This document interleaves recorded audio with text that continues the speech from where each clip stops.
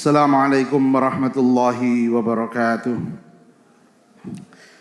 Innal hamdalillah nahmaduhu wa nasta'inuhu wa nastaghfiruh wa na'udzu billahi min shururi anfusina wa sayyiati a'malina.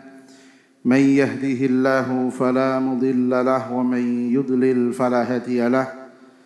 Asyhadu an la ilaha illallah wahdahu la syarika lahu. وأشهد أن نبينا محمدا عبده ورسوله اللهم صل وسلم على هذا النبي الكريم وعلى آله وأصحابه أجمعين اللهم انفعنا بما علمتنا وعلمنا ما ينفعنا وزدنا علما نافعا يا رب العالمين اللهم آت نفوسنا تقواها وزكها أنت خير من زكاها أنت وليها ومولاها يا رب العالمين اللهم ارزقنا زيارة بيتك المعظم ورسولك المكرم في هذا العام وفي كل عام بأحسن الحال يا كريم يا رحمن يا رحيم يا أرحم الراحمين أما بعد معاشر الحاضرين والحاضرات جماعة Salat maghrib Masjid Ukhuwah yang dimuliakan Allah Subhanahu wa taala. Bersyukur kita kepada Allah Subhanahu wa taala atas karunia yang diberikan oleh Allah kepada kita. Kita diberikan kesehatan, kita diberikan kesempatan, kita diberikan waktu luang untuk bisa kita menambah catatan amal kebaikan kita. Mudah-mudahan Allah Subhanahu wa taala menerima amal ibadah kita.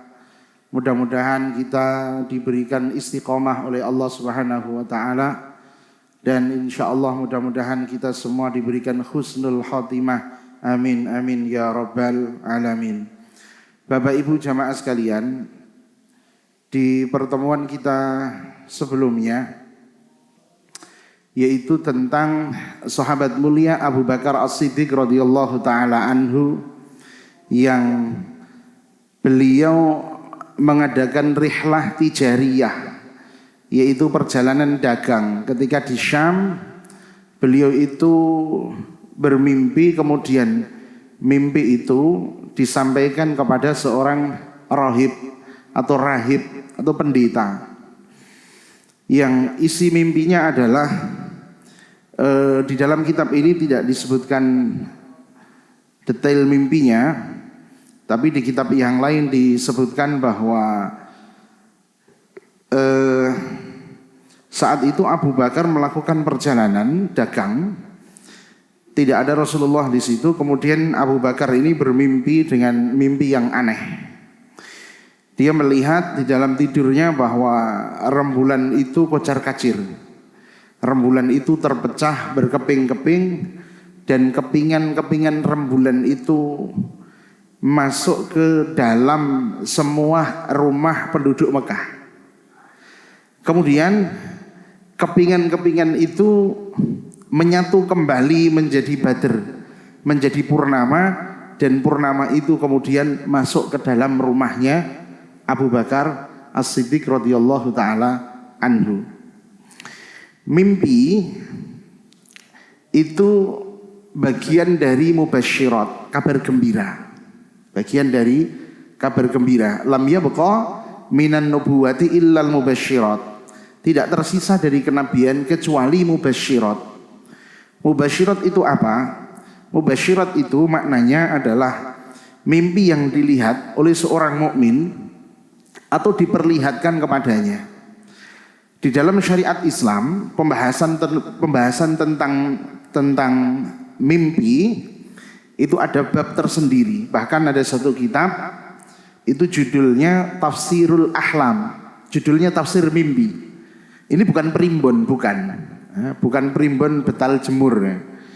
Ini adalah tafsir mimpi, dan mimpi itu ada tiga. Mimpi itu ada tiga. Yang pertama itu adalah mimpi baik, mimpi yang membuat orang itu setelah bangun dia merasa bahagia, ati rasane seneng. Kan ada mimpi yang bermimpi itu hawane sumpek. Itu mimpi buruk. Itu mimpi buruk. Dan yang ketiga, ini mimpi yang pertama, ini ada artinya. Mimpi yang pertama ada artinya. Mimpi yang kedua, mimpi buruk itu nggak boleh diceritakan kepada orang lain. Mimpi yang ketiga itu nek cara basa Jawa ini ipen-ipen. Ipen itu seperti ngeten. Awan-awan panas pengen ngombe es tegan. Bareng moro ning bakule wis tutup, wis entek Mas. Akhirnya balik, urung sida ngombe es tegan. Bengine turu ngimpi ngombe es tegan. Ha iku jenenge ipen-ipen. Kuwi ra ono artine. Ora ono, ya artine iku ngombe tegan ning ra keturutan ngono iku artine ngono. Yang pertama mimpi baik yang ada maknanya, yang ada takwilannya, dan memang mimpi itu terkadang memiliki tafsiran, ada takwilannya. Dan ulama kita di Indonesia ini, saya belum tahu ada seorang ulama yang ahli dalam tafsir mimpi. Belum ada. Tapi kalau di Timur Tengah bahkan ada sebuah acara interaktif. Itu acara tafsir mimpi. Para masyayikh yang mengampu, namanya itu khairan ra'aituh. Judulnya adalah khairan ra'aituhu, yaitu kebaikan yang aku lihat. Itu acaranya. Jadi kalau jenengan mau melu acarane interaktif, masuk ke situ. Tapi nganggo bahasa Arab. Jadi kita mimpi, kemudian mimpi itu nelpon sama syekhnya, kemudian apa? Kita tanyakan. Bahkan Nabi Shallallahu Alaihi Wasallam di dalam kitab Al-Yawm An-Nabawi, hari-hari Rasulullah, salah satu di antara yang dilakukan oleh Nabi Shallallahu Alaihi Wasallam ba'da salat subuh itu terkadang Nabi bertanya begini, apakah ada di antara kalian yang tadi malam itu bermimpi sehingga aku takwilkan untuk dia mimpinya itu? Nabi biasa menakwilkan mimpi. Dan mimpinya orang beriman itu harus ditakwilkan dengan takwilan yang baik. Karena biasanya mimpi itu akan terjadi sesuai dengan takwilannya. Jadi kalau misalnya kok ada orang bermimpi, orang beriman bermimpi, ditakwilkan, maka ditakwilkannya itu mestinya dengan takwilan yang baik. Meskipun tidak nyambung. Meskipun tidak nyambung. Pernah ada seorang wanita yang datang kepada Rasulullah Sallallahu Alaihi Wasallam. Kemudian wanita itu bertanya begini, ya Rasul, saya ini bermimpi. Saya bermimpi bahwa jadi wanita ini suaminya itu pergi merantau dan dia dalam keadaan hamil. Dia keadaan hamil, suaminya pergi. Kemudian dia bermimpi, dalam mimpinya itu dia melihat bahwa tiang rumahnya itu patah. Inna sariyata baiti ingkasarat. Tiang rumah saya patah dan aku melahirkan anak yang juling, akwar. Kata Nabi Shallallahu Alaihi Wasallam, khair insyaallah, insyaallah baik, bojomu bakal balik nggo duit akeh, badine akeh, dan kamu akan melahirkan anak sing soleh. Begitu. Besoknya mimpinya sama, tanya lagi sama Rasul, jawaban Rasul sama terus. Baik insyaallah, nanti suamimu pulang selamat, nggo duit akeh, ngelahirke anak, anakmu jadi anak sing soleh. Wasatalidina waladan solihan. Nah kemudian suaminya balik selamat, gak badi akeh, dia melahirkan anak juga selamat sehat jadi anak soleh. Kemudian suaminya pergi lagi, dia ini meteng meneh, lunga suwe mulai, jadi tinggal merantau meneh, meteng meneh. Kemudian dia mimpi dengan mimpi yang sama. Datang ke rumah Rasulullah mboten ten dalem. Sing ten dalem niku garwane yaitu Aisyah. Kemudian ditanya sama Aisyah, "Apa hajatmu yu?" Sampai Rasulullah ndugi mawon, dinteni gitu. Kata Aisyah, "Enggak, ceritakan padaku, apa hajatmu?" Akhirnya dipaksa sama Aisyah, "Saya mau nanyakan mimpi gitu. Apa mimpimu?" "Nunggu Rasulullah saja." "Aku ya iso kok." Aku ya iso. Apa mimpimu?" Akhirnya dia cerita kepada Aisyah. Kemudian ceritanya seperti tadi, tiang rumahnya itu patah, dia melahirkan anak yang juling. Kata Aisyah, ini takwilannya Aisyah, lihat. Aisyah mengatakan, "Wah, bojomu mati. Bojomu mati. Wasatalidina waladan fajiron. Dan kamu akan melahirkan anak sing lacut." Jangan ngerti bahasa lacut betul. Fajirin noakal dua blek ahli maksiat. Jenenge lacut. Nangis perempuan itu. Nangis di situ.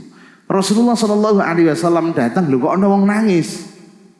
Maka ditanyakan pada Aisyah, "Ada apa Aisyah?"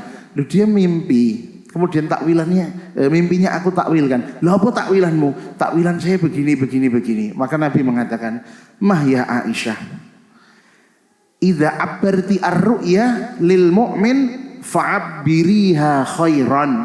Kalau kamu itu mentakwilkan mimpi untuk orang yang beriman, maka takwilkanlah dengan takwilan yang baik. Kalau kita bandingkan takwilannya Rasul dengan takwilannya Aisyah, jane iki luwih mathuk takwilannya Aisyah. Iya kan? Takwilannya Aisyah, tiang rumah kok patah. Lah tiang rumah niki siapa? Tiang di dalam rumah adalah suami kan? Lebih pas itu. Lah kalau patah, ayo mati. Dan kamu akan melahirkan, dan dia melahirkan anak yang juling, akwar dalam bahasa Arabnya. Dan akwar itu salah satu di antara sifatnya dajjal. Ngoten. Makanya ini takwilannya Aisyah ini luwih mantuk. Tapi kalau kita menakwilkan mimpi untuk orang beriman, takwilannya takwilan sing apik. Takwilannya Rasul itu kira-kira begini. Kalau kenapa tadi suaminya itu selamat nggo duit akeh. Jadi wong nek tiang omahe iki patah, gentenge ambrol kabeh iku kaya rezeki sing tiba saka langit. Tiba saka langit. Lah akwar itu maknanya juling. Maksudnya adalah akwarun minadzunubi wal ma'asi, akwar dari melihat kemaksiatan dan dosa, hatta la yang zura ilaihima. Jadi itu juling dari maksiat dan dosa sehingga tidak melihat pada keduanya. Nah, ngoten. Maka di dalam syariat Islam menakwilkan mimpi, menafsirkan mimpi itu pakai Quran dan hadis. Pakai Quran dan hadis, bukan pakai primbon, bukan pakai primbon. Tapi ya karena di kita belum ada ahlinya, ahli dalam menafsirkan mimpi. Dan juga pakai firasah. Firasah itu firasat. Firasatnya mukmin, semakin orang itu imannya kuat, maka firasatnya itu semakin tepat. Firasatnya semakin tepat. Di zamannya Umar bin Khattab radhiyallahu taala anhu, ketika ada pencuri yang ketangkep, kemudian mau ditegakkan potong tangan. Kemudian orang itu mengatakan, dia bersumpah, "Demi Allah, ini baru pertama kali saya mencuri. Ini baru pertama kali saya mencuri," kata dia. Kemudian Umar bin Khattab juga bersumpah, "Demi Allah, ini bukan pertama kali kamu mencuri." Maka Utsman, "Lho kok Umar kok apa ini tahu weruh bocah kuwi wong kuwi nyolong gitu kan? Ini bukan yang pertama kalinya." Akhirnya sudah ditegakkan hukum potong tangan kepada orang tadi. Utsman masih penasaran. Maka yang dipotong tangan tadi didatangi sama Utsman. Maka ditanya, "Wis ngene Kang, bacot tangan wis putul.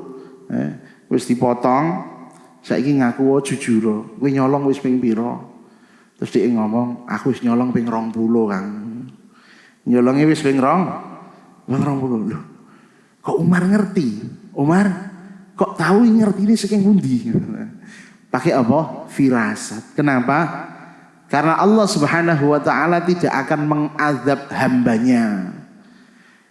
Tidak akan mengazab hambanya yang berbuat dosa untuk pertama kalinya. Tapi mesti nek ana maling kecekel ngakuni iki nembe pertama, Pak. Ngono. Kula kepepet niki nembe pertama, ojo ngandel. Jadi Allah itu maha rahmannya Allah. Maha kasih sayangnya Allah kepada manusia. Ana manusa ndekne nglakoni perkara dosa sepisan wis dijarke sik. Mbok menawa gelem taubat, nyolong meneh, mbok menawa gelem taubat. Lah ngantek ping 20 lho. Ngantek ping 20 baru apa? Baru dia ketahuan. Itu tentang mimpi. Tetapi mimpi ini tidak bisa dijadikan sebagai hujjah, sebagai dalil, sebagai landasan hukum. Bahkan Rasulullah Shallallahu Alaihi Wasallam niku tidak pernah menerima wahyu Al-Quran melalui mimpi.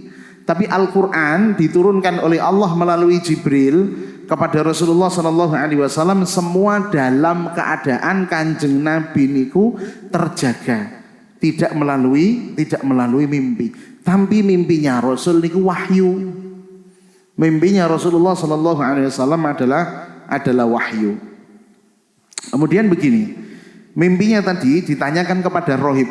Saya melihat bahwa rembulan itu begini sampai selesai. Maka pendeta tadi berkata, min aina anta, asalmu saka ngendi?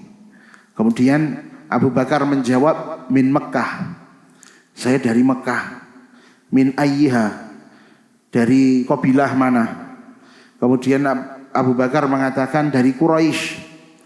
Fa ayyu syai'in ant, pekerjaanmu apa, profesimu apa? Kemudian dia menjawab tajir. Tajir itu bakulan, tajir itu pedagang. Nek tajir bahasa Indonesia iki sugih.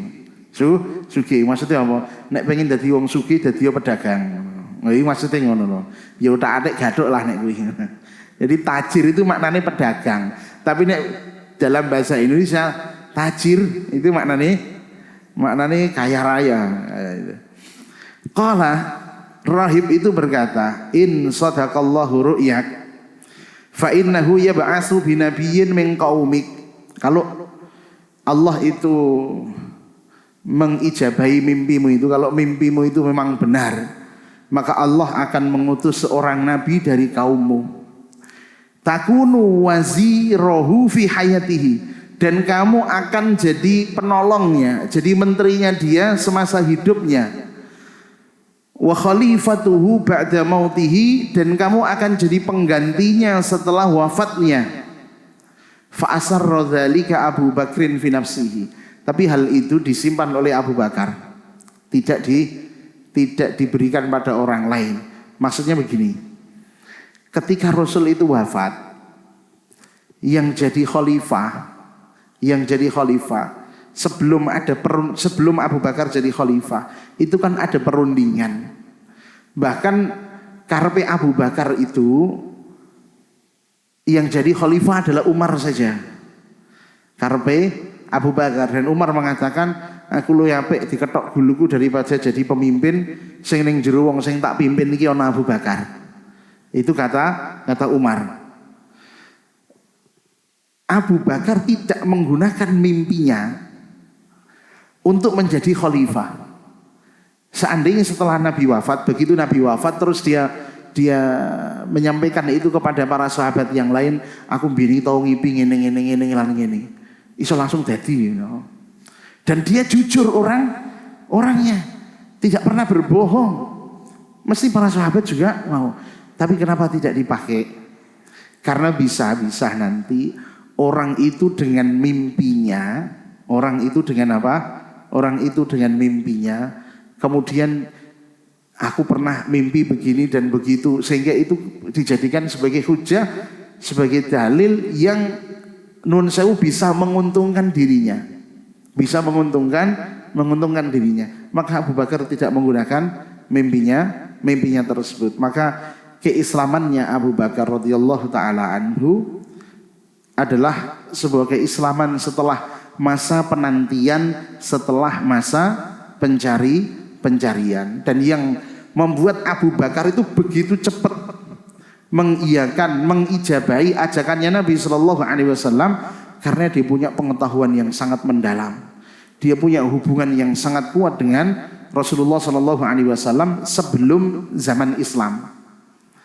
Bahkan Nabi Shallallahu Alaihi Wasallam ketika beliau setelah menerima wahyu, pilihan Nabi jatuh kepada Abu Bakar, orang yang pertama kali didakwai oleh Nabi Shallallahu Alaihi Wasallam setelah keluarganya, setelah istrinya adalah Abu Bakar, disebabkan karena apa? Pengetahuan Nabi terhadap Abu Bakar, kebaikan dia, kemuliaan akhlaknya. Nah kemudian ketika Nabi Shallallahu Alaihi Wasallam memulai dakwanya, Nabi mengatakan, Inni Rasulullahi wa Nabiyuh, sesungguhnya aku adalah utusannya Allah dan Nabinya. Ini kepada Abu Bakar. Ba'asani liuballigha risalatah, Allah mengutusku supaya aku menyampaikan risalahnya. Wa ad'uka ilallahi bil haqq, dan aku mengajakmu kepada Allah dengan kebenaran. Fa wallahi innahu lal haqq, demi Allah sesungguhnya Allah adalah yang maha benar. Ad'uka ya Abu Bakrin ilallahi wahdah, aku mengajakmu wahai Abu Bakar kepada Allah saja. La syarikalah, tidak ada sekutu baginya. Wala ta'bud ghairah, dan janganlah kamu menyembah selain Allah. Wal muwalata ala ta'atihi, dan taat dan setia taat kepada Allah Subhanahu wa taala. Maka setelah mendengarkan ajakan ini, dakwanya Nabi, Abu Bakar itu sama sekali tidak gagap, tidak gugup, tidak ragu-ragu, dan ketidakragu-raguannya itu didukung oleh pengetahuan yang dia miliki. Maka dia langsung masuk Islam dan dia berjanji kepada Rasulullah Sallallahu Alaihi Wasallam bahwa dia akan membantu Nabi, akan menolong Nabi, akan mendukung Nabi, dan janji itu telah dia tunaikan. Maka Nabi Sallallahu Alaihi Wasallam bersabda mengenai Abu Bakar. Nabi mengatakan, Innallaha ba'asani ilaikum fakultum kadzabta. Sesungguhnya Allah ini mengutusku kepada kalian, tapi kalian mengatakan engkau dusta Muhammad. Wa qala Abu Bakrin, dan Abu Bakar itu berkata shadaqa, Rasul Muhammad itu jujur, Muhammad itu benar. Wa wasani binafsihi wa malihi, dan dia menolongku dengan jiwa dan hartanya. Fahal antum tarikuna li sahibi, apakah tidak sepantasnya kalian membiarkan Abu Bakar itu untuk diriku? Maka Abu Bakar adalah laki-laki dewasa merdeka yang pertama kali masuk Islam. Khadijah dari kalangan wanita. Kemudian Ali bin Abi Thalib itu dari kalangan anak-anak, dari kalangan budak adalah Zaid bin Harithah. Bilal setelahnya. Karena Zaid bin Harithah hidup di dalam pengasuhan Nabi, karena dia adalah anak angkatnya Nabi Shallallahu Alaihi Wasallam sebelum nanti ditegur sama Allah, tidak boleh namanya Zaid bin Muhammad, tapi Zaid bin Harithah. Kemudian keislaman Abu Bakar itu membuat hati Rasulullah itu dipenuhi dengan kebahagiaan.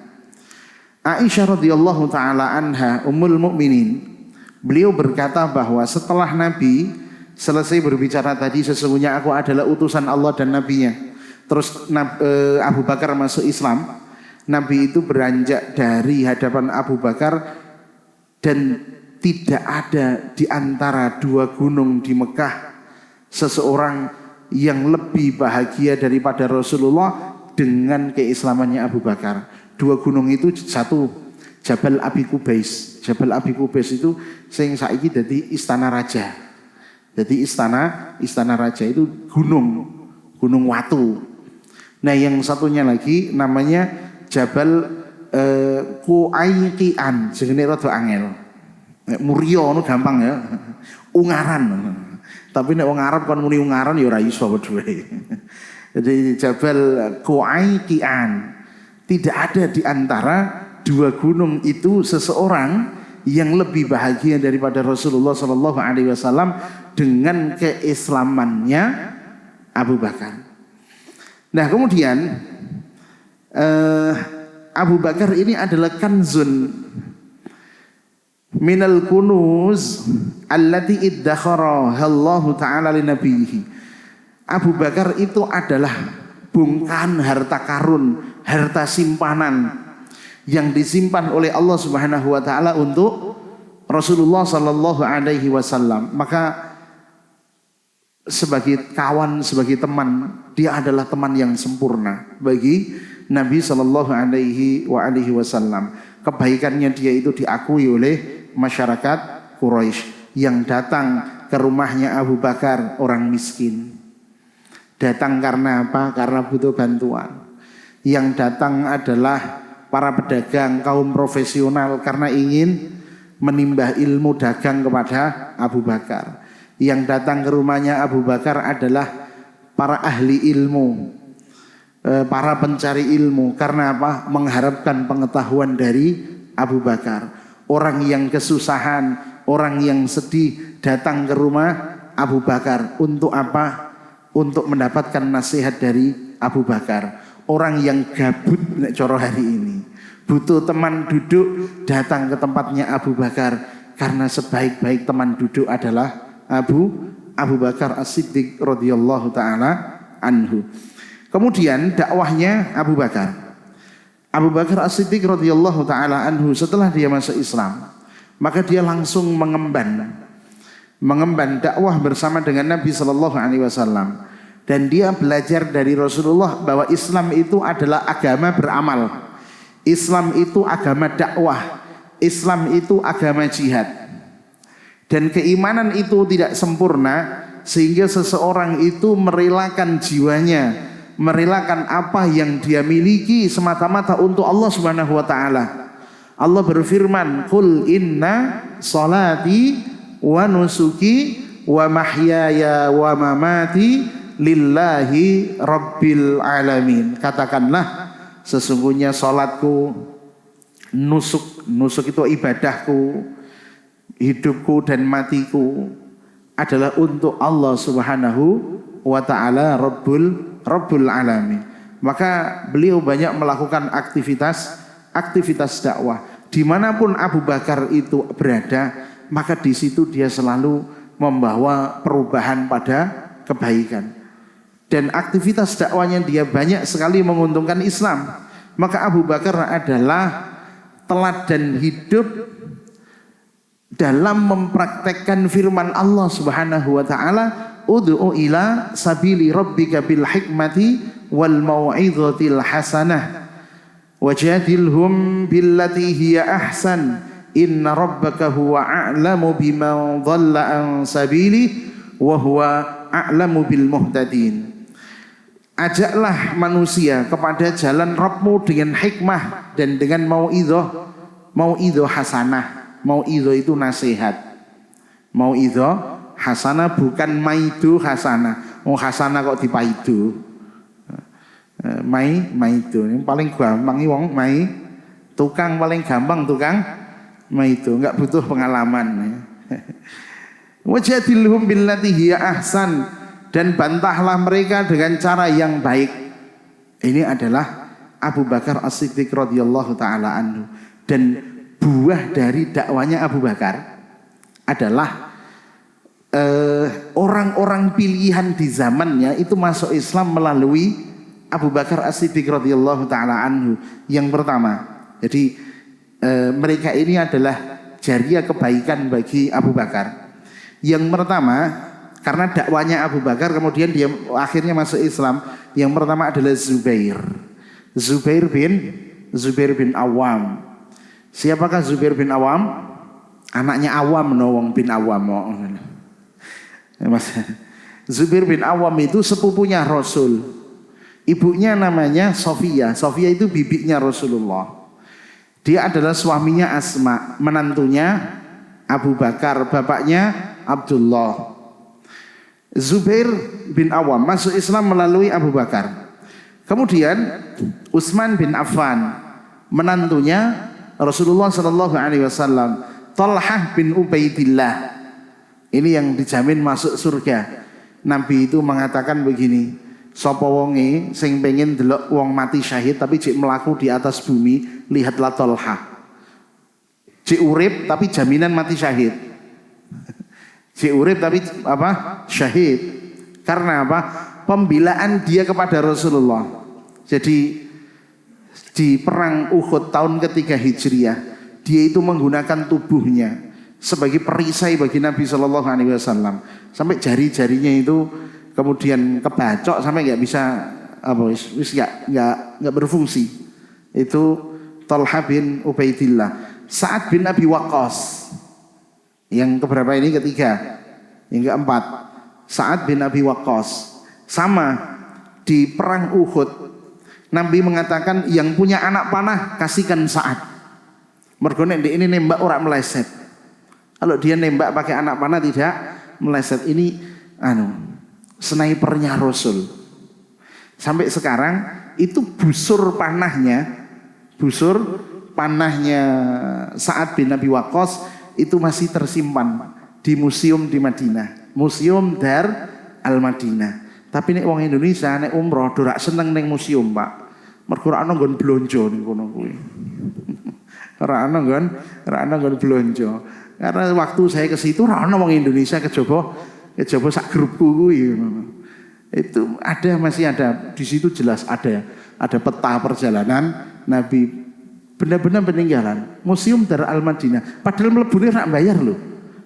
Padahal masuknya enggak bayar kok, ora ana sing gelem merono. Jadi mau tekan ndi malah. Sa'ad bin Abi Waqqas. Kemudian Utsman bin Maz'un. Utsman bin Maz'un itu sahabat yang pertama kali dimakamkan di Jannatul Baqi'. Di Jannatul Baqi'. Tahun kedua Hijriah. Utsman bin Maz'un. Utsman bin Maz'un ini siapa? Anak Maz'un, enggak gitu maksudnya. Dia adalah iparnya Umar. Karena Umar itu menikah dengan saudarinya dia.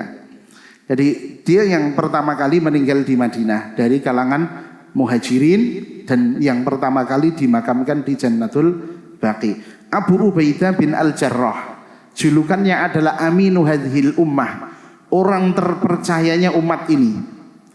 Karena ketika orang-orang Nasrani dari Najran, daerah Yaman sana, datang ke Madinah, kemudian berdebat dengan Nabi Shallallahu Alaihi Wasallam tentang Nabi Isa, dan ada di surat Ali Imran itu. Kemudian sampai Nabi Muhammad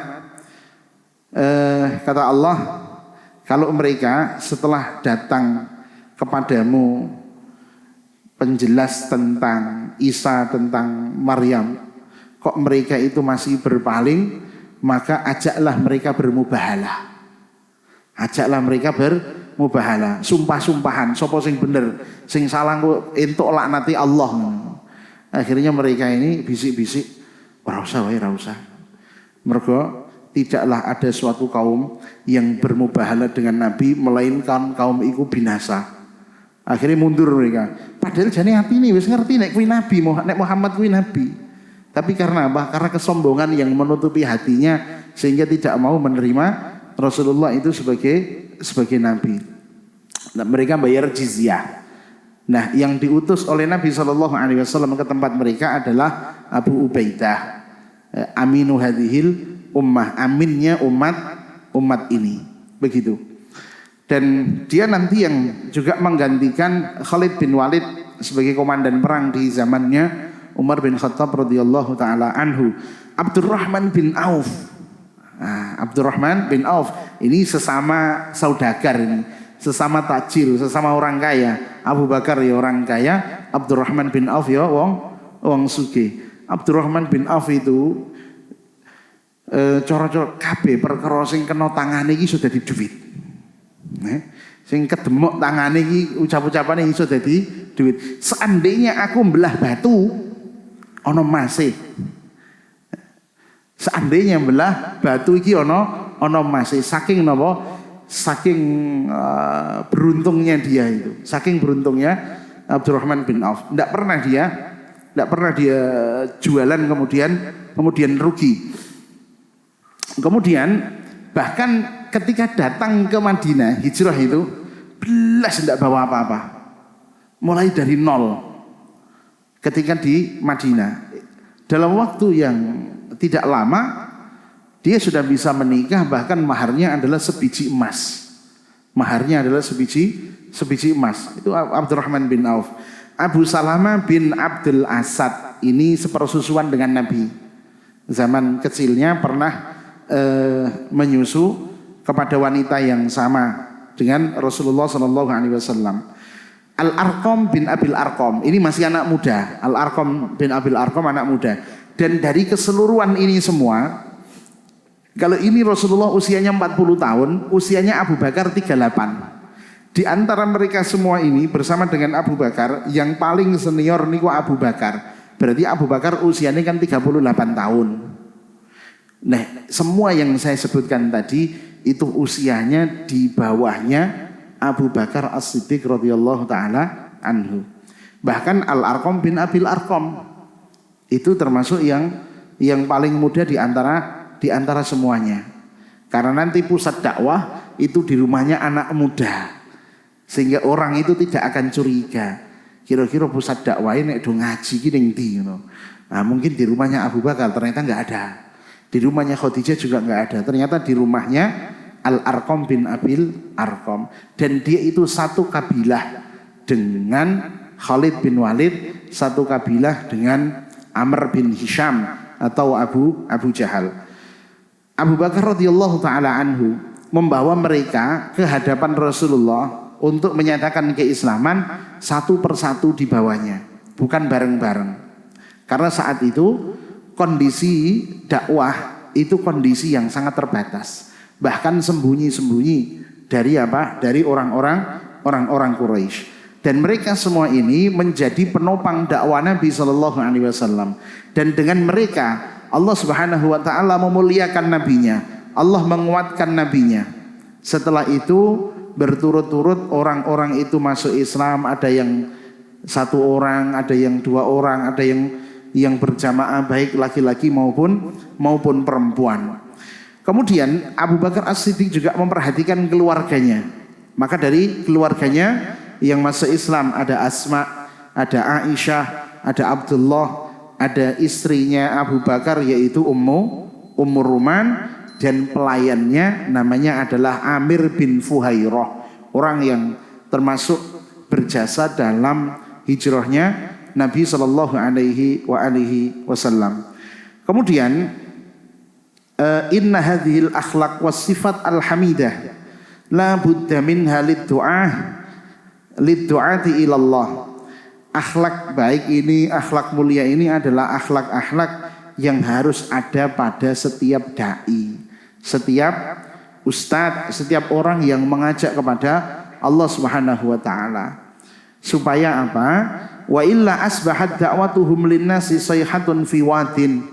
Supaya apa yang didakwakan oleh sang dai tadi itu tidak hanya menjadi teriakan di sebuah lembah yang kosong, tidak ada yang mendengarkannya. Maka mereka ini adalah para pengemban risalah, termasuk Rasulullah, termasuk Abu Bakar, sehingga orang-orang yang mengemban risalah ini disiapkan oleh Allah Subhanahu wa taala, orang-orang yang memiliki akhlak yang mulia, memiliki sifat-sifat yang disenangi, yang disukai oleh banyak orang.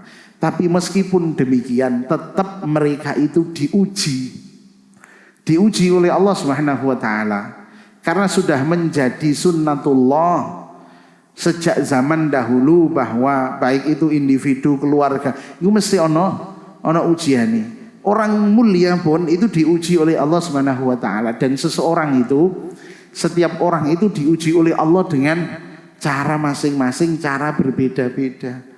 Ada yang diuji oleh Allah delalah golek jodoh iki angel. Ana sing kegampangan entukan. Ana sing golek jodoh angel, ana sing diuji oleh Allah golek pengupo jiwane angel, golek nafkahe angel. Ada yang diuji oleh Allah belum punya keturunan. Ada yang diuji oleh Allah duwe keturunan delalan dablek. Ada yang diuji oleh Allah duwe pasangan delala dablek, wal iyadu billah. Maka setiap orang itu napa punya ujian masing-masing. Nggur apa? Wang sinawang. Enak yo dadi kae yo. Ngene. Sing kono yo enak dadi kae. Terus sing enak dadi apa to jane ngono lho. Sing enak yo mlebu suar insyaallah. Insyaallah kita lanjutkan di pertemuan yang akan datang, yaitu ujian yang dialami oleh Abu Bakar As-Siddiq radhiyallahu taala anhu. Wallahu taala a'la wa a'lam. Mudah-mudahan bermanfaat. Subhanakallahumma wa bihamdika asyhadu an la ilaha illa anta astaghfiruka wa atubu ilaik. Assalamualaikum warahmatullahi wabarakatuh.